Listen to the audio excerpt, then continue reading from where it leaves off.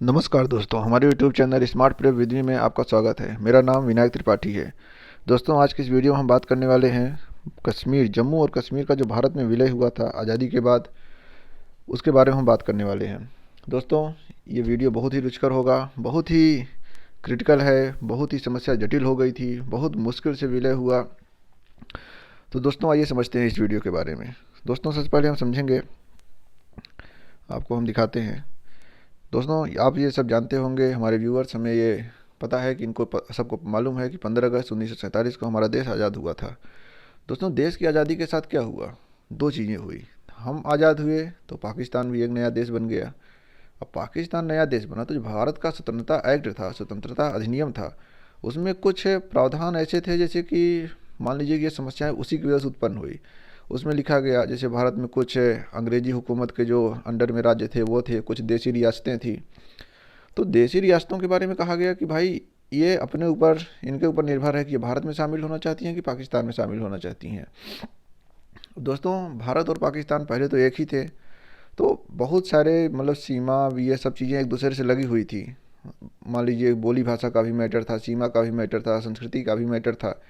तो ये सब चीज़ें लगी हुई थी, तो विभाजन बहुत मुश्किल था। विभाजन दर्दनाक तो था ही, और आज भी दर्दनाक है। तो दोस्तों, इस विभाजन के हो जाने से ये तीन रियासतें जो आपको स्क्रीन पे इसमें दिख रही हैं, ये मान लीजिए कि जूनागढ़ और हैदराबाद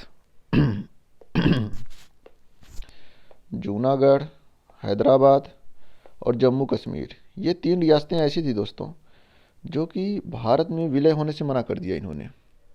मना का मतलब क्या था कि अगर इन्होंने एक एग्रीमेंट पे साइन किया, जैसे कि स्टैंड अलोन एग्रीमेंट जो है, स्टैंड स्टिल एग्रीमेंट, इसका मतलब ये था दोस्तों कि ये अभी भी अपने उस पर ही रहेंगी, मतलब कि ये स्वतंत्र रहना चाहती हैं, ये न भारत में शामिल होना चाहती है, ना तो पाकिस्तान में शामिल होना चाहती हैं। एक अजीब विडंबना उत्पन्न हो गई। जैसे कि अलग होने का सिस्टम ऐसा होता कि मान लीजिए पूरी तरह संसाधन युक्त होती, या फिर ये इनका जुड़ाव उतना ना होता। अब पूरी तरह से घिरी हुई हैं, या तो भारत से घिरी हैं तो पाकिस्तान से घिरी हैं, बीच में हैं, बोल रही हैं कि हम आज़ाद रहेंगे। राजा रजवाड़े, भारत पर अंग्रेजों ने शासन क्यों किया? क्योंकि भारत में इतने छोटे छोटे राज्य थे, इतने छोटे छोटे राज्य थे कि आसानी से कोई आदमी इनको पराजित कर सकता था। इनको एकता की शक्ति मालूम ही नहीं थी। अब देखिए दोस्तों, जितने ज़्यादा देश होंगे, जितने छोटे छोटे, जैसे मान लीजिए आज जिला हैं, अगर इतने ज़िले में सब जिले कह देंगे हम स्वतंत्र हो जाएंगे तो कितनी मुश्किल हो जाएगी। आपको 100 किलोमीटर जाना है तो दूसरा जिला आ जाएगा, आपको पासपोर्ट चाहिए, वीज़ा चाहिए। मान लीजिए कि अगले आदमी से झगड़ा है, पड़ोसी राज्य से, पड़ोसी देश से झगड़ा है, आप उसमें जा ही नहीं सकते हैं। जैसे हमारा पाकिस्तान के साथ है, बॉर्डर इसमें साझा नहीं होता, या फिर एयरलाइन से रुक गई हैं। तो ऐसी दिक्कतें बहुत सारी थी। तो जो राजा थे अपने छोटे छोटे गुट में रहते थे, राजा छोटे छोटे राज्य बना के रहते थे। तो इनका अब भी था कि हम अभी स्वतंत्र रहेंगे। भाई, जब तक राजशाही थी, जब तक अंग्रेज थे, या फिर जिन्होंने जैसे चलाया वो ठीक था। अब जब डेमोक्रेसी आ गई, भारत आज़ाद हो गया है, भारत एक होना चाहता है, तब ये लोग कह रहे थे कि नहीं, हम अलग रहेंगे, हम स्वतंत्र रहेंगे। तो इसमें जूनागढ़ जूनागढ़ में जनमत संग्रह कराया गया, तो जूनागढ़ ने तो जनमत संग्रह भारत के पक्ष में आ गया, तो यहाँ उतनी दिक्कत नहीं हुई। फिर हैदराबाद, अब हैदराबाद ने तो और नाटक करके रख दिया, वो तो बिल्कुल शामिल ही नहीं हो पा रहा था। तो भारत सरकार को हैदराबाद में सैनिक कार्रवाई करनी पड़ी। मतलब सोचिए, कंडीशन इतनी ख़राब हो गई थी। हमारे देश में सरदार वल्लभ भाई पटेल जी थे, जिनको एकता के लिए माना जाता है, जाना जाता है, एकता दिवस भी मनाया जाता है। दोस्तों, सरदार वल्लभ भाई पटेल के मान लीजिए कि प्रयास बहुत ही सराहनीय थे, बहुत ही उत्तम, बहुत ही उच्च कोटि के प्रयास थे, जो कि उन्होंने पूरे भारत को एक बांध के रखा। नहीं तो ये रियासतें, ये छोटे छोटे राज्य स्वतंत्र होने की मांग कर रहे थे, खुद को अलग देश बनाने की मांग कर रहे थे, ये बहुत ही दुखदायी हो जाता देश के लिए। लेकिन उन्हें, उनके रात दिन के प्रयासों से हमारा भारत आज एक हो पाया। इतना बड़ा भारत, अखंड भारत बन के सामने आया है। हमारे कुछ क्षेत्र अभी बाहर हैं, हम उम्मीद करते हैं कि जल्दी ही वो भारत में शामिल हो जाएंगे और एक अखंड भारत का निर्माण होगा। दोस्तों, आप जानते ही हैं कि कुछ दिन पहले या शताब्दियों पहले भारत कितने बड़े क्षेत्र में हुआ करता था। भारत को उपमहाद्वीप कहा जाता है। तो ये सब चीज़ें धीरे धीरे कट गई, कुछ राज्य अलग हो गए, कुछ देश अलग हो गए, लेकिन हम उनको फिर से पाने की कोशिश करेंगे। इसी क्रम में आगे समझते हैं। दोस्तों, जब हैदराबाद को सैनिक कार्रवाई के थ्रू जीत लिया गया, हैदराबाद को मिला लिया गया, हम मैप में आपको दिखाएंगे अभी हैदराबाद कहाँ है, जूनागढ़ कहाँ है, जम्मू कश्मीर कहाँ है, सब कुछ मैप में दिखाएंगे। ये बहुत इंटरेस्टिंग क्लास होने वाली है, बहुत ही क्लियर क्लास रहेगी। बिल्कुल आप इस क्लास में बने रहिए, किसी तरह की कोई चिंता मत कीजिए, हम हर एक चीज़ को एक्सप्लेन करके बताएंगे, अच्छे से बताएंगे। तो इसी क्रम में अब सीधे हम जम्मू कश्मीर पर फोकस करते हैं और बताते हैं जम्मू कश्मीर क्या है। दोस्तों जम्मू कश्मीर पे जब राजा हरि सिंह वहाँ के राजा थे, उन्होंने स्टैंड स्टिल एग्रीमेंट, मतलब कि अपनी जो यथास्थिति है उसी को बनाए रखने के लिए एग्रीमेंट पे साइन कर लिए। तो देश के लिए एक मुश्किल के वक्त आ गया कि भाई अब जम्मू कश्मीर भारत के लिए एक अभिन्न है, अभिन्न था, और एक बहुत ही स्ट्रेटजिक रणनीतिक रूप से बहुत ही इंपॉर्टेंट पोजीशन है जम्मू कश्मीर की। अभी हम आपको मैप में दिखाएंगे। तो दोस्तों क्या हुआ कि जब पाकिस्तान को ये पता चल गया, अब देखिए थोड़ा और हम क्रिटिकल बता देते हैं आपको। राजा हरि सिंह हिंदू थे, और जो जम्मू कश्मीर की जनता थी 75% लगभग मुस्लिम थी। तो वो लोग, उनका झुकाव थोड़ा पाकिस्तान की तरफ था, और ये राजा हरि सिंह अलग रियासत चाहते थे, स्वतंत्र रियासत चाहते थे, लेकिन ये हो नहीं पाया। तो राजा हरि सिंह मतलब अपने ऊपर स्टैंड थे, मतलब कि अडिग थे। तो उसी समय पाकिस्तान ने क्या किया, पाकिस्तान के जो कबायली इलाके के क्षेत्र थे वहाँ से उन लोगों ने मौका देखते ही कश्मीर पे अटैक कर दिया। अब राजा हरि सिंह को तो मालूम था, शंका पहले से ही थी कि अटैक हो सकता है, लेकिन उन्होंने इतना इतना उनको मालूम नहीं चल पाया, दूरदर्शिता दिखा नहीं पाया। तो जब अटैक हो गया तो वो भाग गए वहाँ से। जब वहाँ से भाग गए तो उन्होंने भारत सरकार को तुरंत बताया कि हम सिग्नेचर करना चाहते हैं। भारत सरकार पहले से ही उनको कन्विंस करने में लगी थी, लेकिन वो कन्विंस हो नहीं रहे थे। तो जब दोस्तों 24 अक्टूबर को कबायली इलाके से अटैक हो गया तो इन्होंने भारत से मदद मांगी। भारत ने इनको मतलब कि दिया प्रस्ताव शामिल होने के लिए। तो 26 अक्टूबर को राजा हरि सिंह ने साइन कर दिया। अब दोस्तों जैसे ही साइन किया, भारत की सेना ने तुरंत अटैक किया। तो 27 अक्टूबर को ही रात में ही, जानते हैं आप रात में ही ज़्यादातर अटैक होते हैं दुश्मन से, या फिर दुश्मन को जीतने के लिए, डोमिनेंस करने के लिए रात के वक्त अच्छा होता है। तो रात में अटैक किया भारत सरकार ने, तड़के एकदम भोर में अटैक कर दिया उसके ऊपर। तो दोस्तों ये युद्ध चला, मतलब कि काफ़ी देर तक चला, लगभग कि मान लीजिए इसको पूरी तरह से ख़त्म होने में लगभग 1.25 साल लग गए, 1.25 साल से 1.5 साल के बीच में। लेकिन भारत ने क्या किया, कबायलियों को मार के खदेड़ दिया, पाकिस्तानी सैनिकों को मार के खदेड़ दिया पूरी तरह से। तो दोस्तों क्या हुआ इसमें कि भारत के हिस्से में लगभग 2/3 हिस्सा भारत के हिस्से में आया। मतलब कि भारत ने जहाँ तक उनको खदेड़ा था 2/3 हिस्सा भारत में, 1/3 हिस्सा बाहर चला गया। तो दोस्तों क्या था कि कश्मीर की जो रियासत थी वो तो भारत में शामिल हो गई, लेकिन पेच फंसा ही रह गया, क्योंकि वहाँ की जनता ज़्यादातर मुस्लिम थी। तो भारत सरकार भी उतना सख्त होना नहीं चाहती थी। भारत सरकार ने ये समझा कि भाई आज हम इन पर सिग्नेचर करवा रहे हैं, धीरे धीरे चल के इससे अनुकूल हो जाएंगी और धीरे धीरे सब कुछ सामान्य हो जाएगा और भारत में पूरी तरह शामिल हो जाएगा। लेकिन वहाँ पर जो एग्रीमेंट बने, अभी हम आपको आगे समझाते हैं। दोस्तों 1948 में आप देखेंगे कि भारत इसी के खिलाफ, कि इसने, पाकिस्तान ने हमला किया है, हमारे ज़मीन पर कब्जा करने की कोशिश की है, भारत यूएन में चला गया, यूनाइटेड नेशंस। आप जानते होंगे यूनाइटेड नेशंस के बारे में, अभी हम अपना विश्व इतिहास की क्लास चला रहे हैं, वो एक सीरीज चल रही है, आप उसको भी जाकर देख सकते हैं, वहाँ हम यूएन के बारे में बताएंगे। फिलहाल हम यहाँ समझते हैं, जब भारत, नेहरू जी थे, नेहरू जी और राजा हरि सिंह के बीच में सिग्नेचर हुआ। नेहरू जी उस समय भारत के प्रधानमंत्री बन चुके थे, मतलब कि ऐसा चुनाव नहीं हुआ था, लेकिन एक तरह से अंतरिम सरकार जो चल रही थी उसमें प्रधानमंत्री बने थे नेहरू जी। तो दोस्तों आगे बढ़ते हैं। अब 1948 में जम्मू कश्मीर में अंतरिम सरकार का गठन हुआ और शेख अब्दुल्ला को पीएम बनाया गया। अंतरिम मतलब दोस्तों क्या होता है, जब तक जो चीज़ें टारगेट है वो हो नहीं पाती तब तक वो चीज़ें अंतरिम चलती हैं। जैसे कि एक तरह से कह लीजिए कि जब तक शपथ ग्रहण नहीं होता तब तक चीज़ें अंतरिम रहती हैं। मतलब कि प्रधानमंत्री को, शेख अब्दुल्ला को प्रधानमंत्री बनाया गया। अब यहाँ आप सोच रहे होंगे कि मुख्यमंत्री बनना चाहिए, प्रधानमंत्री कैसे बन गए? तो अभी हम आपको समझाते हैं आगे कैसे ये प्रधानमंत्री बन गए जम्मू कश्मीर के। दोस्तों जब नेहरू जी चले गए यूएन में, नेहरू जी को आज जानते ही हैं, नेहरू जी शांति प्रिय आदमी थे, गुट निरपेक्षता का उन्होंने आंदोलन चलाया, देश दुनिया में शांति चलाई, किसी के गुट में शामिल नहीं हुए। और नेहरू जी के बारे में आप काफ़ी कुछ जानते होंगे। फिलहाल हम यहाँ देखते हैं, तो जब नेहरू जी चले गए यूएन में, अब नेहरू जी यूएन में जाके पाकिस्तान को एक्सपोज करना चाहते थे कि पाकिस्तान ने गलत किया, लेकिन यूएन में जो संकल्प आया उसमें एक नया संकल्प आ गया। यूएन में दोस्तों उन्होंने ये बताया, जब संकल्प आया उसमें 3 प्रावधान थे। एक तो सीज फायर था, सीज फायर आप समझ सकते हैं, सीज फायर, युद्ध विराम और जनमत संग्रह, ये 3 प्रावधान आए। अब 3 प्रावधान में क्या था दोस्तों, सीज फायर का था कि भाई जो जहाँ है उतने पे सीज फायर हो जाए, या फिर आगे गोलीबारी ना हो, चीज़ों को रोक दिया जाए, आक्रमण न किया जाए। युद्ध विराम का था कि ये युद्ध को इसी जगह ख़त्म किया जाए। अब देखिए दोस्तों, युद्ध विराम और सीज फायर, तो सीज फायर का मतलब ये था कि जो जहाँ है अपनी स्थिति बना रहे, आगे उसमें ना बढ़े, आगे फायर ना करे, मतलब गोलीबारी ना हो। तो इसी क्रम में क्या हुआ कि जो 2/3 हिस्सा भारत के पास था, भारत वहीं पे जाकर रुक गया, आगे नहीं बढ़ा, और जो पाकिस्तान के हिस्से में रह गया वो उसके पास रह गया था। लेकिन कश्मीर की रियासत तो पूरी रियासत थी, अभी मैप में दिखाएंगे हम आपको। और जनमत संग्रह का जो मैटर था, अब जनमत संग्रह का मैटर थोड़ा उल्टा पड़ जाता, क्योंकि 75% मुस्लिम आबादी थी, लेकिन ये तो पूर्वाग्रह से कहा नहीं जा सकता कि वो पाकिस्तान के पक्ष में ही जनमत करते, लेकिन भारत ने इस मुद्दे को दबाने की कोशिश की, जनमत संग्रह नहीं कराएंगे।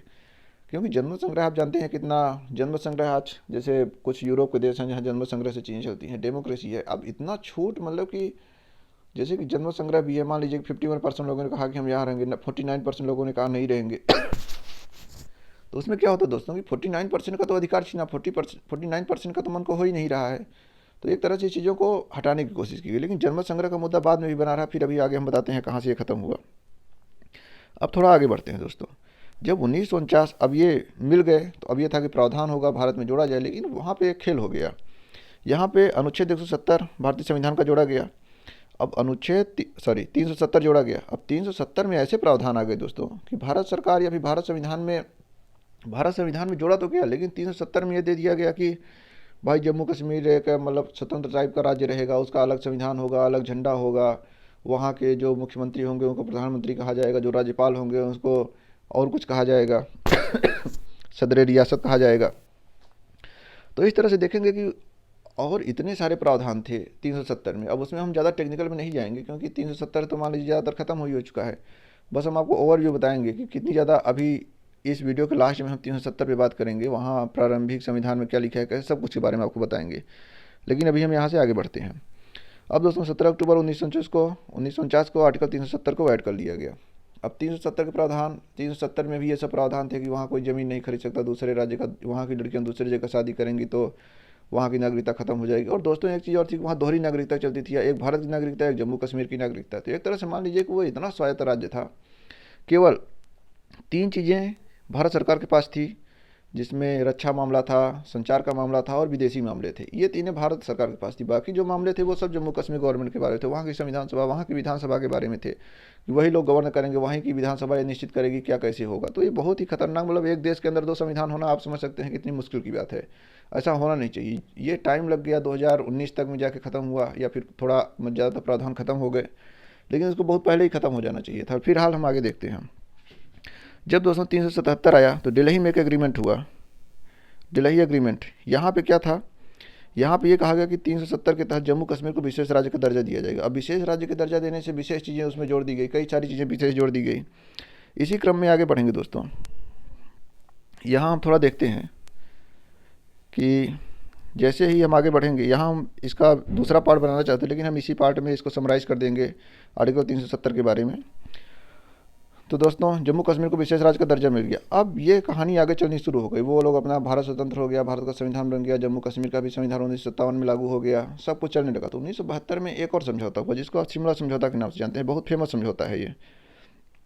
यहाँ पे क्या हुआ कि ये इंदिरा गांधी के समय समझौता हुआ। तो इस समझौते में कहा गया कि भारत और पाकिस्तान की तरफ से कि हम तीसरे पक्ष की मतलब की सहमत नहीं लेंगे। जैसे कभी कभी तुर्की बीच में आ जाता है, कभी मलेशिया कहने लगता है, कभी अमेरिका, कभी चाइना, कभी कोई, कि हम बीच में बंटवार वो करवाएंगे, समझौता करवाएंगे, हमें मीडिएटर बनाओ, हम कश्मीर की समस्या को ख़त्म कर देंगे। क्योंकि कश्मीर की समस्या अब वैश्विक बन चुकी है। पाकिस्तान जहाँ जाता है कश्मीर की समस्या को उठा देता है, कहता है भारत कश्मीर पर अत्याचार कर रहा है, जबकि अपना खुद नहीं देखता है कि पाकिस्तान में कितना खतरनाक सिचुएशन है, कितना जनजीवन अस्त व्यस्त है, लोक कल्याण की भावना कितनी ख़त्म हो चुकी है पाकिस्तान में। तो पाकिस्तान कश्मीर किले के बाद हर जगह कूदता रहता है, कश्मीर कश्मीर कश्मीर, कश्मीर से अत्याचार हो रहा है, भारत सरकार गवर्नमेंट सेना लगा रही है, क्या कैसे कर रही है। तो दोस्तों तीसरे पक्ष, इसमें एग्रीमेंट हुआ शिमला समझौता है, कोई भी तीसरा पक्ष बीच में नहीं बोलेगा। अगर ये भारत पाकिस्तान का मैटर है, भारत पाकिस्तान इसको मिल के बैठ के समझाएंगे, भले इसमें थोड़ा बहुत टाइम लग जाए, लेकिन हम इसमें मीडिएटर नहीं बनाएंगे, हम किसी को बीच में आने नहीं देंगे। जैसे तुर्की बीच में बोलने लगा था कि हम समझौता करवाएंगे, या फिर प्रस्ताव दे रहे थे, भारत को बहुत सारे लोग प्रस्ताव देते हैं, लेकिन भारत ने सीधे मना कर दिया है कि हमें तीसरे पक्ष की ज़रूरत है ही नहीं, हम अपना समझौता हम मिल के बैठ के हम कर लेंगे, कि तीसरे पक्षों को इसमें लकड़ी लगाने की ज़रूरत नहीं है। दोस्तों आगे देखते हैं। जब 1972 आप जानते हैं, एक बार 1962 में युद्ध हुआ, फिर 65 में, फिर 71 में, तो मतलब हमारे देश का युद्ध चलता ही रहा उस समय। तो भारत एक तरह से मान लीजिए कि अस्थिर कंडीशन में चल रहा था आगे। फिर हमारे देश में इमरजेंसी भी लगी बीच में। इसी क्रम में दोस्तों क्या था, कश्मीर में जो अलगाववादी थे, अलगाववादी समस्या बढ़ती जा रही थी, क्योंकि संविधान तो बन गया, सब कुछ लागू हो गया, लेकिन वो लोग चाहते थे कि कश्मीर को आज़ाद किया जाए, एक तरह से मान लीजिए कश्मीर को स्वतंत्र देश बनाया जाए। लेकिन ऐसा तो हो नहीं सकता था, क्योंकि भारत उस पर भारत सिग्नेचर किया था, भारत राजा हरि सिंह ने सिग्नेचर किया था और भारत का अभिन्न अंग बन चुका था।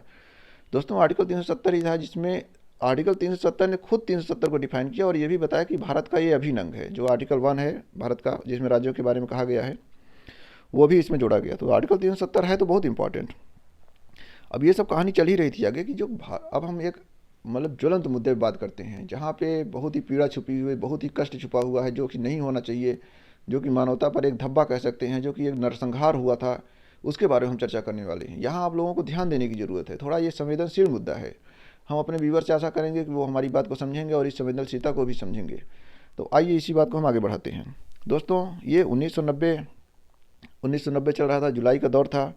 वहाँ पे इतना ज़्यादा अराजकता फैल रही थी, इतना अलगाववादी, आतंकवादी या फिर पाकिस्तानी घुसपैठी इतना अत्याचार मचा दिए थे कि कश्मीर में कि वहाँ की जो पुलिस थी उसको संभाल पाना मुश्किल हो रहा था। पुलिस को एकदम मुश्किल का सामना करना पड़ रहा था। तो वो आतंकवादियों का सामना करने में थोड़ी नाकाम हो रही थी। मतलब संसाधन तो उनके पास थे, लेकिन जब विद्रोह पे लोग उतर आए, एकदम अराजकता फैला दिए, तब भारत सरकार को क्या करना पड़ा कि वहाँ पे सेना लगानी पड़ी। सेना लगाने के लिए दोस्तों एक अफस्पा एक्ट है, armed forces special power act. तो यहाँ आप स्पेशल पावर समझ सकते हैं कि मतलब फोर्स को स्पेशल पावर दे दिया जाता है। अब स्पेशल पावर के हम टेक्निकल उसमें नहीं जाएंगे कि किसको मार सकती है या फिर कहाँ दंगा होगा तो सेना क्या क्या कर सकती है। सेना को मतलब एक तरह से मान लीजिए कि ज़्यादा अधिकार दे दिए जाते हैं कि उनको ज़्यादा पूछताछ की जरूरत नहीं पड़ती है या फिर ज़्यादा ये सरकार से पूछने की जरूरत नहीं पड़ती है। उनको कुछ चीज़ें पहले से ही बता जाती हैं कि अगर इस सिचुएशन से ऊपर सिचुएशन गई तो आप कार्रवाई कर सकते हैं। तो अपस्पा लगना मतलब कि सिचुएशन एक क्रिटिकल उससे बाहर है। ये दुख की बात है कि हमारे देश में आज भी कई राज्यों में अपस्पा लगा है या फिर कहीं कहीं अपस्पा लग जाता है। तो लोगों को अपने अधिकारों के बारे में जानने की ज़रूरत है। उनको संवैधानिक तरीके से अपनी मांग रखनी चाहिए, संवैधानिक तरीके से रहना चाहिए, जिससे कि उनके जनजीवन में भी सुख शांति है और देश भी प्रोन्नति विकास की पथ पर आगे बढ़ता रहे। दोस्तों, हम कश्मीरी पंडितों की पलायन पे बात करते हैं। ये 1990 चल रहा था, लेकिन 1989 या उसके पहले से ही कश्मीरी पंडितों को धमकियाँ मिल रही थी, उनके ऊपर अत्याचार हो रहे थे, उनको कश्मीर छोड़ने की बात हो रही थी कि वो कश्मीर छोड़ के यहाँ से चले जाएँ। लेकिन कश्मीरी पंडित लगभग वहाँ 15% थे। 15% का मतलब कुछ होता है, लगभग 3-3.5 लाख के आसपास थे या फिर उससे ज़्यादा ही थे। तो उनको लगातार धमकियाँ मिल रही थी। 75% मुस्लिम थे, उनको धमका रहे थे घर छोड़ के चले जाएं, या फिर उनकी महिलाओं के साथ ज़बरदस्ती करते थे, छेड़खानी करते थे, घर में घुस जाते थे, घर को जला देते थे। मुस्लिम बस्तियों में जो हिंदू बस्तियाँ थी जो कम थी, उनके ऊपर अत्याचार होता था, उनके ऊपर जिहाद या फिर ये सब फतवे जारी किए जाते थे कि उनको छोड़ के यहाँ से चले जाना चाहिए, ये मुस्लिम राष्ट्र है, और तमाम तरह की उनको धमकियाँ मिलती रहती थी। तो हिंदुओं का जनजीवन एकदम वहाँ नरक बन चुका था। तो इतना मजबूर हो गए, इतना मजबूर कर दिया गया। हालांकि वहाँ सरकार थी, वहाँ गवर्नमेंट थी, लेकिन वो इतना ध्यान नहीं दे रहे थे। उन्होंने अपनी आंखें बंद सी कर ली थी, जो कि अत्याचार बहुत ही बढ़ता जा रहा था। दोस्तों, अत्याचार इतना बढ़ गया था कि कश्मीरी पंडितों को वो जनवरी की रात, सर्द भरी रात, कड़ाके की ठंड, आप जान सकते हैं जम्मू कश्मीर इन सभी इलाकों में कितनी ज़्यादा ठंड पड़ती है। उस ठंड की रात में इतना क्रिटिकल सिचुएशन आ गई, कश्मीरी पंडितों को घर छोड़ के भागना पड़ा। और रात में बहुत सारे कश्मीरी पंडित छोड़ के भारत के दूसरे राज्यों में शरणार्थी जीवन गुजारने लगे। शरणार्थी जीवन आप जानते हैं कितना कष्टदायक होता है। आज मान लीजिए कि थोड़ा मानवाधिकार की बातें चलने लगी, उस समय क्या इतना मानवाधिकार था? कुछ नहीं था इतना। बहुत ही कष्ट झेलना पड़ा दोस्तों। आज भी जहाँ है कश्मीरी पंडित खून की मतलब कि जब बताने लगते हैं उनका, वो तो एकदम मान लीजिए कि आपका भी खून खौल उठेगा या फिर आप इतना द्रवित हो जाएंगे। उन्होंने कितना कष्ट झेला। कैसे अब मान लीजिए कि आप कोई अपने घर से निकालना बाहर कर दे कि आप इस गांव से निकल जाइए, आप इस देश से निकल जाइए, आप इस राज्य से निकल जाइए, कितना आपको बुरा लगेगा। जबकि आपके पास सारे अधिकार हैं, आपके पास वैधानिक राइट सब कुछ है, लेकिन आपको कोई निकालने की बात कहने लगे। ये बहुत ही मुश्किल दौर था। मान लीजिए कि मानवता के लिए बहुत ही कष्ट का समय था ये।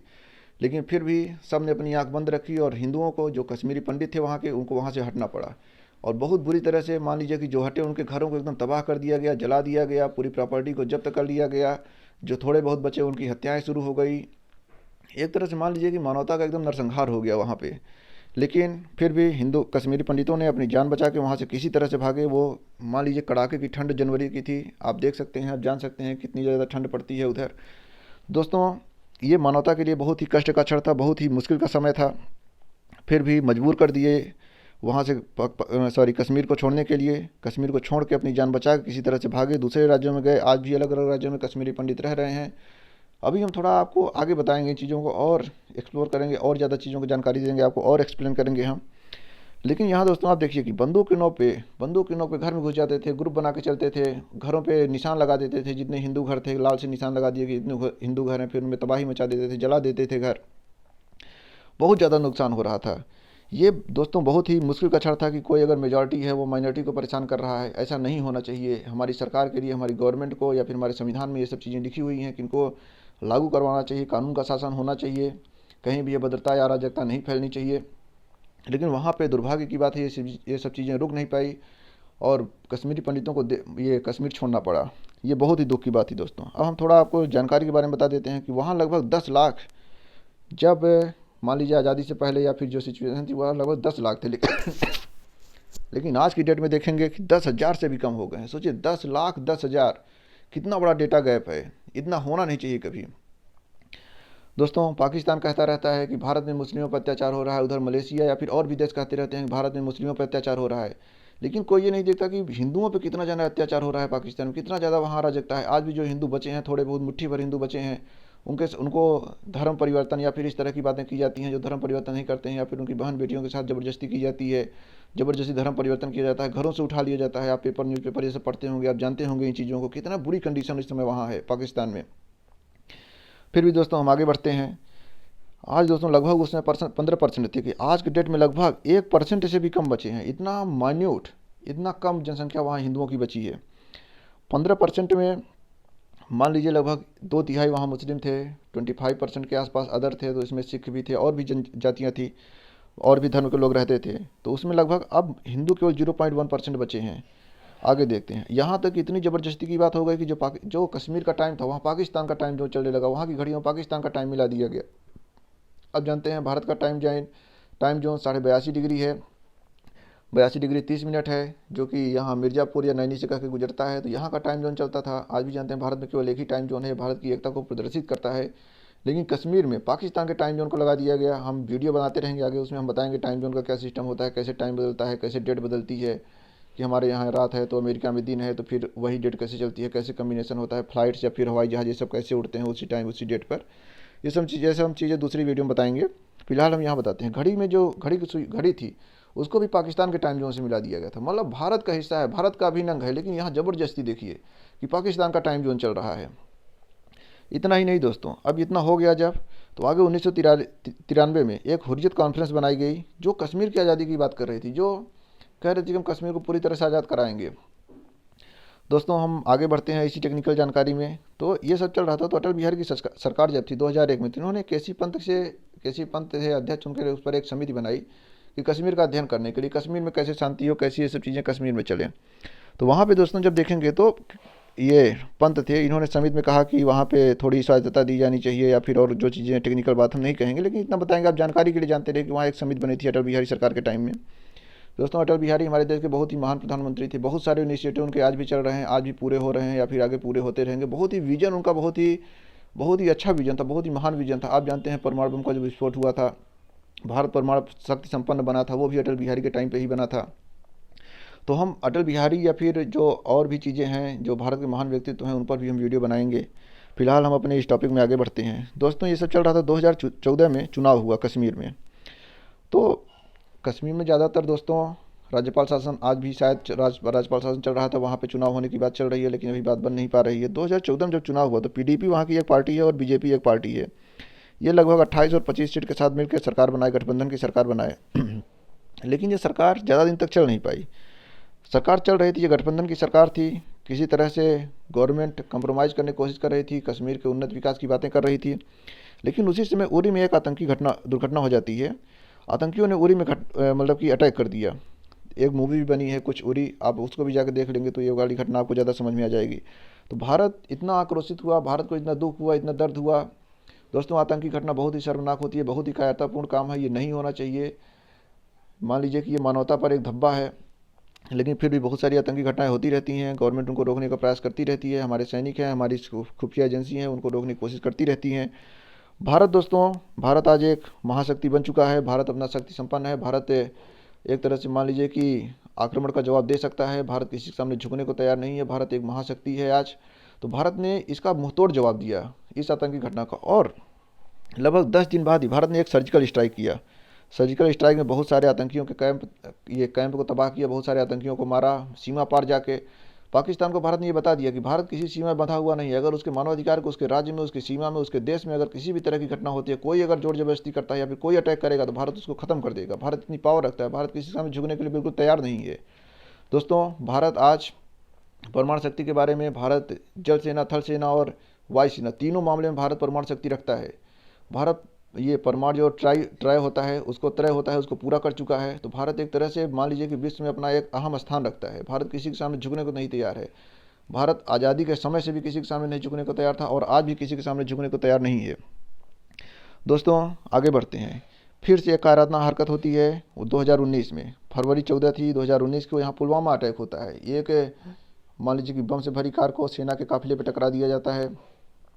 और लगभग 40 जवान शहीद हो जाते हैं। ये देश के लिए बहुत ही दुख का दौर था, बहुत ही मुश्किल टाइम था। एक तरह से मान लीजिए कि युद्ध की कंडीशन आ गई थी, क्योंकि भारत बिल्कुल बर्दाश्त नहीं कर सकता किसी भी कोई भी अटैक करे या कोई इस तरह का कायराना हरकत करे। भारत एक संपन्न देश है, भारत किसी के सामने झुक नहीं सकता। भारत एकदम अटैक करने के लिए तैयारी कर रहा था, लेकिन भारत ने पाकिस्तान को जवाब देते हुए पाकिस्तान की सीमा में घुसकर अपने मिराज लड़ाकू विमान, मिराज भारत में बम वर्षक लड़ाकू विमान है, बम बरसाने में बहुत आगे हैं बहुत उन्नत हैं भारत। दोस्तों, भारत ने एयर स्ट्राइक किया और मिराज लड़ाकू विमान से लगभग 12 दिन बाद अटैक किया पाकिस्तान की सीमा के अंदर घुसकर। बालाकोट स्ट्राइक के नाम से भी इसको जाना जाता है। वहाँ पे जाके कई सारे आतंकियों को मारा, वहाँ के कैंप तबाह किए, सब कुछ किया। और एक तरह से ये दुनिया के लिए, देश के लिए या फिर पाकिस्तान के लिए भी वार्निंग थी कि भारत किसी के सामने झुकने के लिए तैयार नहीं है। भारत की सीमा में अगर कोई भी हस्तक्षेप करेगा, कोई भी अटैक करेगा, तो भारत उसका एकदम खतरनाक तरीके से जवाब देगा। भारत की जो परमाणु नीति है दोस्तों, उसमें यही लिखा है कि भारत किसी के ऊपर पहले अटैक नहीं करेगा, लेकिन अगर भारत को लगता है कोई उसके ऊपर अटैक करने की सोच रहा है या फिर कोई अटैक करने ही वाला है, तो भारत इस चीज़ का वेट नहीं करेगा कि वो अटैक करे। भारत की परमाणु नीति में लिखा है कोई हमारे ऊपर अटैक करेगा उसके पहले हम उसको दुनिया के मैप से हटा देंगे, एकदम समाप्त कर देंगे। ये भारत की परमाणु नीति में लिखा हुआ है। भारत की ये आक्रमण नीति है, वो अटैक होने का वेट नहीं करेगा, लेकिन वो किसी के ऊपर पहले अटैक नहीं करेगा दोस्तों, आप इसमें अंतर आप समझ के रखिए कि अटैक नहीं करेगा और अटैक करने की ज़्यादा मान लीजिए कि इंतजार भी नहीं करेगा। अगर उसको भारत को लग रहा है कोई हमारे ऊपर अटैक करने वाला, तो भारत उसके ऊपर उससे ज़्यादा ही अटैक करेगा, उससे तीव्र अटैक करेगा और इतना तेज अटैक करेगा कि वो दोबारा मान लीजिए उठने के लायक नहीं रह जाएगा, मानचित्र से साफ हो जाएगा। दोस्तों, आगे बढ़ते हैं। इसी क्रम में ये सब चल रहा था। ये आर्टिकल 370 था, ये बहुत ही मान लीजिए कि देश के लिए बहुत पहले हट जाना चाहिए था, लेकिन 2019 में सरकार बनी। दोस्तों, जुलाई में 10,000 सैनिक, अतिरिक्त सैनिक जम्मू कश्मीर भेजे गए। उसके पहले हमारे अजीत डोभाल एनएसए थे, नेशनल सिक्योरिटी एडवाइज़र, वो कश्मीर के दौरे पे गए थे। फिर 10,000 सैनिक भेजे गए। हलचल बढ़ गई, लोगों को लगने लगा कुछ कश्मीर में बड़ा होने वाला है या फिर कुछ घटना होने वाली है। दोस्तों, उसके बाद 2 अगस्त को फिर से 28,000 सैनिक और भेजे गए। दोस्तों, ये सैनिक अर्ध सैनिक बल होते हैं या फिर और तरह की जो सेनाएं होती हैं, हम इसके बारे में वीडियो बनाएंगे तब वहाँ आपको बताएंगे। 28,000 और सैनिकों को उसमें भेजा गया। अमरनाथ यात्रा चल रही थी, अमरनाथ यात्रा को रोक दिया गया, श्रद्धालुओं को वापस लाया गया। श्रद्धालुओं से कहा गया जो वहाँ हैं जल्दी जल्दी निकलने की कोशिश करें। हलचल को समझ सकते हैं, पूरी दुनिया में हलचल मच गई थी। पूरी दुनिया इस चीज़ को देखना शुरू कर दी कि कश्मीर में क्या होने वाला है, क्योंकि कश्मीर एक अंतर्राष्ट्रीय मुद्दा है। लेकिन दोस्तों, 4 और 5 अगस्त की रात को एक और घटना होती है। जो कश्मीर के कुछ नेता थे जो बयानबाजी कर रहे थे, उल्टे सीधे बयान दे रहे थे, उनको नज़रबंद कर दिया गया। अब नज़रबंद 2 तरीके से होता है, इसमें हम अपने पॉलिटी की क्लास में बताएंगे कि नज़रबंद का क्या प्रोसीजर है। दोस्तों, 5 अगस्त को संसद में एक बिल पेश किया गया जिसमें आर्टिकल 370 को हटाने देखिए, कई बार कहा जाता है कि आर्टिकल 370 हट गया है, लेकिन आर्टिकल 370 अभी भी नहीं हटा है। उसमें कुछ ज़्यादातर प्रावधान मान लीजिए कि उसमें 3 खंड थे, तो उसमें ज़्यादातर प्रावधान उसके हटा दिए गए, लेकिन जो उसका एक खंड था उसमें ये चीज़ लिखा हुआ था कि भाई 370 में ही लिखा था कि जम्मू कश्मीर भारत का अभिन्न अंग है, तो अगर 370 को हटा देंगे तो यह भी हट जाएगा कि भारत का अभिन्न अंग है। तो 370 पूरी तरह से नहीं हटा है, लेकिन उसके कुछ ज़्यादातर प्रावधान हट गए हैं, जिसमें ये सब लिखा था कि अलग संविधान होगा, अलग झंडा होगा, मतदाता, ये सब लड़कियां, ये विवाह शादी वाले, ये सब हट गए हैं। दोस्तों, जब ये पारित हुआ, पारित होने के बाद जम्मू कश्मीर पहले राज्य था, अब उसको केंद्र शासित प्रदेश बना दिया गया और एक नया प्रदेश केंद्र शासित प्रदेश बनाया गया, लद्दाख को। और दोस्तों, उसके बाद परिसीमन वहाँ बैठाया गया। परिसीमन आयोग होता है जो कि वहाँ की सीमाओं का फिर से कि कहाँ कहाँ कितनी सीट होगी, लोकसभा सीट, राज्यसभा सीट या फिर जो विधानसभा सीट होती है, ये सब चीज़ों को बनाएंगे। रंजना देसाई की अध्यक्षता में एक समिति बनाई गई, जो कार्यकाल को बढ़ाया गया। 2022 में इनका कार्यकाल पूरा होगा। 370 की बहाली के लिए गुप्कार का ऐलान किया गया। गुप्कार क्या है? एक डिक्लेरेशन है। वहाँ की जो पार्टियाँ थी, कश्मीर की पार्टी, उन्होंने मिलकर एक संगठन बना के मतलब एकजुट होकर कहा कि हम 370 की वापसी का ऐलान कर रहे हैं, उसके लिए हम मेहनत करेंगे। तो वो गुप्कार का ऐलान किए, बहुत बार न्यूज़ में आता रहता है, आप इस पर ध्यान देते रहिए। अब हम थोड़ा बात करते हैं आर्टिकल 370 के बारे में, इसकी संवैधानिक स्थिति के बारे में बात करते हैं कि संविधान में क्या लिखा है। दोस्तों, पहले संविधान में ये जोड़ा नहीं गया था, बाद में इसको जोड़ा गया, जिसमें आप ये देखेंगे कि जम्मू कश्मीर एक ऐसा राज्य था जिसका अलग संविधान था। पूरे देश में ऐसा कहीं नहीं था, केवल जम्मू कश्मीर में ऐसा था जिसका एक अलग संविधान था। नेहरू हरि सिंह ने सिग्नेचर किया था, जहाँ पे इस संविधान की बात की गई थी। केंद्र को हम पहले ही बता चुके हैं, रक्षा, विदेश और इन सब मामलों में महत्व दिया गया कि ये सब चीज़ें भारत सरकार देखेगी, बाकी चीज़ों को जम्मू कश्मीर सरकार देखेगी। अब यह था कि आर्टिकल 370 जो था, उसमें राष्ट्रपति कभी भी बदलाव कर सकते हैं, अपने नियम पारित कर सकते हैं, अपने आदेश पारित करके चीज़ों में बदलाव कर सकते हैं। कई बार बदलाव हुए भी हैं दोस्तों। अब इसमें और आगे हम बढ़ते हैं। अब देखिए, इस समय जो इसमें कंडीशन क्या है, जब मान लीजिए कि जो सुधार पारित हुआ था 5 अगस्त या 2019 को, उसके बाद की कंडीशन क्या है, एकदम करंट कंडीशन बताते हैं। अब जम्मू और कश्मीर क्या है कि विधानसभा पहले भी थी, आज विधानसभा बना दी गई, लेकिन ये केंद्र शासित प्रदेश हैं। लद्दाख को भी एक केंद्र शासित प्रदेश बनाया गया, लेकिन यहाँ विधानसभा नहीं बनाई गई है। जो जम्मू कश्मीर में पहले अलग संविधान था उसको हटा दिया गया, अलग झंडा था उसको ख़त्म कर दिया गया। पहले था कि ज़मीन कोई नहीं खरीद सकता था। क्या था दोस्तों कि आर्टिकल 35 से जोड़ा गया था, 1954 में जोड़ा गया था। इसमें कहा गया था कि जो अस्थायी निवासी हैं उनको बहुत सारी फैसिलिटी दी जाएगी, और अस्थायी निवासी को परिभाषित करेगी जम्मू कश्मीर की जो विधानसभा है। तो वहाँ उन्होंने इतना परिभाषित कर दिया कि बाहर का आदमी वहाँ ज़मीन नहीं खरीद सकता, बाहर का आदमी वहाँ शादी नहीं कर सकता था, बाहर के आदमी वहाँ नौकरी नहीं कर सकता था। मतलब बहुत ज़्यादा रिस्ट्रिक्शन थे। तो कश्मीर एक तरह से मान लीजिए कि ये बाउंड्री बन के रह गया था देश के लिए, कि वहाँ कोई एंट्री नहीं कर पाता था ठीक से, इसीलिए वहाँ का टूरिज्म भी बहुत पीछे जा रहा था। तो दोस्तों ये सब प्रावधान थे जो कि ख़त्म कर दिए गए। अब मतलब तत्काल का प्रावधान क्या है, कोई भी देश का नागरिक वहाँ जाके मतदाता भी बन सकता है, आईपीसी भी लागू हो सकती है, लड़कियाँ बाहर शादी भी कर सकती हैं, नौकरी भी बाहर के लोग कर सकते हैं दूसरे राज्यों के। अब ज़मीन भी जाके वहाँ खरीद सकते हैं। ये सब चीज़ें अब इस समय करंट पोजीशन पे हैं। तो दोस्तों इतना बताते बताते हम आपको एक बार और बता दें कि जब ये अस्थायी निवासी की बात खत्म हो गई, तो अस्थायी निवासी से जो कश्मीर के निवासी बाहर चले आए हैं या फिर दूसरे देश में चले आए हैं, वो फिर से अपने लौटने की कोशिश कर रहे हैं। गवर्नमेंट या फिर ये सब चल रहा है कि कश्मीर के जो लोग अपने कश्मीरी पंडित छोड़ के चले गए हैं देश, ये दुनिया के लिए भी गलत मैसेज था, देश के लिए भी गलत मैसेज है। वो अपने ज़मीन में, अपने मातृभूमि में, अपने पूर्वजों की ज़मीन में जा सकें। हर आदमी वही चाहता है कि जननी जन्मभूमिश्च होती है। सब चाहते हैं कि हम अपने ज़मीन में ही रहें, अब जहाँ पुश्तैनी ज़मीन है वहीं रहें, अपने पूर्वजों की यादों को संजो के रखें या फिर अपना जीवन वहीं गुजारें। तो दोस्तों हम उम्मीद करते हैं कि आगे चल के कश्मीरी पंडित अपने क्षेत्र में, अपने गांव में, अपनी जगहों को वापस जाएंगे, अपने गौरव को वापस पाएंगे, और पूरे दुनिया में, पूरे देश में शांति की बहाली होगी। इन्हीं सब चीज़ों के साथ दोस्तों हम इस वीडियो को ख़त्म करेंगे, लेकिन उसके पहले हम आपको थोड़ा कश्मीर के मैप के बारे में दिखा देते हैं। ये देखिए आपके सामने कश्मीर का मैप खुल के आ चुका है। यहाँ पे देखेंगे दोस्तों, आप देख सकते हैं ये पूरा कश्मीर का मैप है। यहाँ पे पूरी एरिया जो ये बॉर्डर बना हुआ है ये कश्मीर का है। ये कश्मीर जम्मू कश्मीर है, और लद्दाख का एरिया बनाया गया है। इधर चाइना है और इधर पाकिस्तान है, ये दोनों देश हैं। इधर ये सब भारत के एरिया हैं। और हम ये तो आपको हम नया मैप दिखा रहे हैं। इसके बाद हम आपको एक और मैप दिखाते हैं। जब हम दूसरे मैप में आएंगे अपने, तो यहाँ देखते हैं हम, यहाँ आप देख सकते हैं कि इधर पाकिस्तान, अफ़गानिस्तान में भी इसमें तालिबान का शासन आ गया है, आप जानते होंगे करंट में चल रहा है। इधर चाइना, इधर नेपाल, भारत का ये कश्मीर। अब बहुत लोग दोस्तों कहते हैं कश्मीर, पीओके, ये सब बलूचिस्तान, इस सब के बारे में हम अलग से वीडियो बताएंगे और बनाएंगे, आपको बताएंगे कहाँ क्या कैसे है। लेकिन फिलहाल आप ये मान के चलिए कि पूरा नक्शा भारत का कंप्लीट नक्शा है। एक दिन हम उम्मीद करते हैं ये पूरा नक्शा भारत के कब्जे में होगा, भारत के शासन में होगा, भारत के लोग होंगे, सब कुछ एकदम सही से चलेगा। दोस्तों अगला हम आपको मैसेज दिखाते हैं, ये पॉलिटिकल मैप था। आगे हम फिजिकल मैप दिखाते हैं कि कश्मीर का जीवन आखिर इतना कठिन कैसे है, क्यों वहाँ दोस्तों कश्मीर जो है हिमालय के एरिया में आता है। ये देख सकते हैं ये सिंधु नदी है, इसको हम आपको दिखाते हैं, ये सिंधु नदी है। दोस्तों ये जो एरिया देख रहे हैं आप, ये पैगोंग लेक है, जहाँ हमारा चीन के साथ युद्ध, ये स्ट्राइक चल रही थी। अभी भी फेस ऑफ की कंडीशन है या फिर सैनिक वापस आ रहे हैं।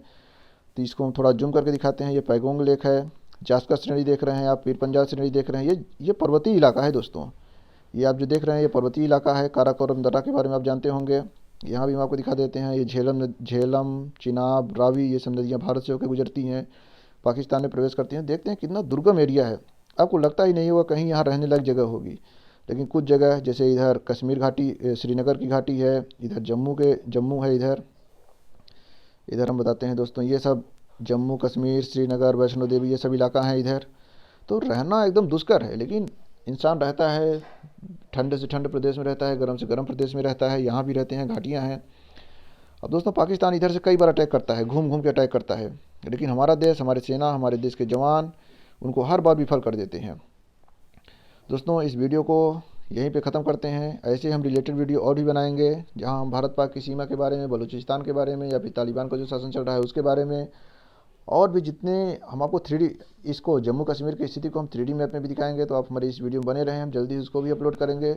तो दोस्तों इस वीडियो को पूरा देखने के लिए धन्यवाद। अगर आपको वीडियो अच्छा लगा हो तो इस वीडियो को लाइक करें, हमारे चैनल को सब्सक्राइब करें, घंटी के बटन को जरूर दबाएं। दोस्तों घंटी के बटन दबाने से क्या होगा कि जैसे ही हम वीडियो अपलोड करेंगे, अगला पार्ट ऐसे ही जानकारी वाली वीडियो अपलोड करते रहेंगे, आपको तुरंत नोटिफिकेशन पहुंचेगा और आप उसको तुरंत देखेंगे और उसकी जानकारी को इकट्ठा कर पाएंगे। तो दोस्तों धन्यवाद, जय हिंद।